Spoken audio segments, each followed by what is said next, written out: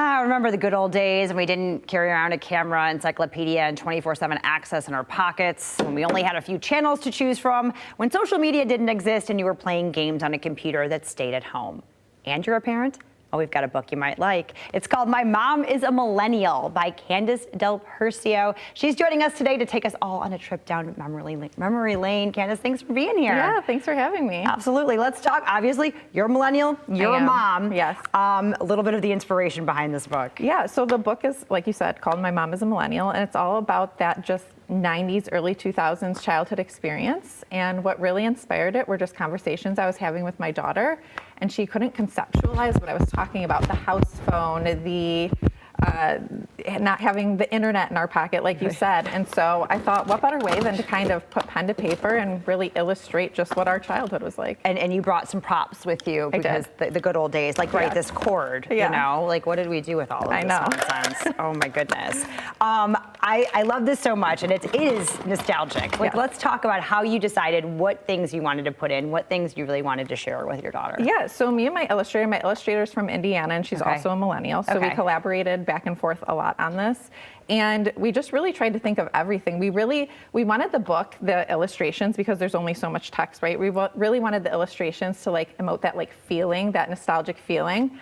And what's crazy is that millennial moms are really resonating with the book because it's our story. Sure. And so the illustrations are fun. Kids are loving it. They're bright. They help them conceptualize kind of what it was like. But then, like I said, millennial moms are just loving it because they're just looking at their childhood in photos, basically. Absolutely, right.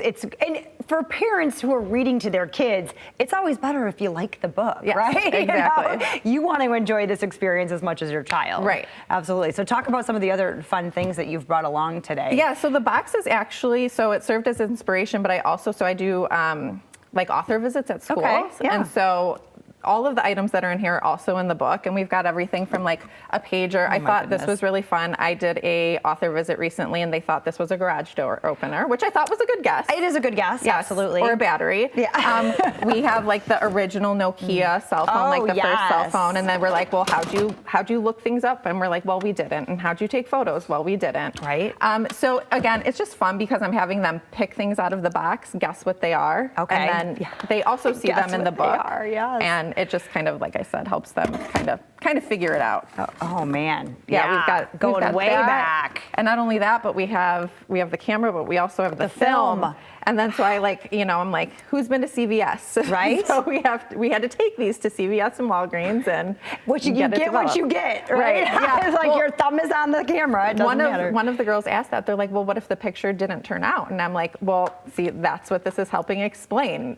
We had to wait, and if it didn't turn out, oh well, we didn't get another shot. So it's been really fun to hear their guesses and kind of, see what they have to think. But again, this book just serves as a learning tool, so they could just see how much has changed. I love that. So it must have been just such a fun passion project for you too. Right? It was really cathartic. I just feel like I was healing a little bit of my inner child going through some of it. And I hadn't realized how much has changed, right? Like kids these days just have like easy access to everything, streaming services, entertainment, fun, each other. And so this was kind of taking a step back and showing them that we didn't have that. And it really was a really fun project. Yeah, wonderful. Do you have anything coming up next?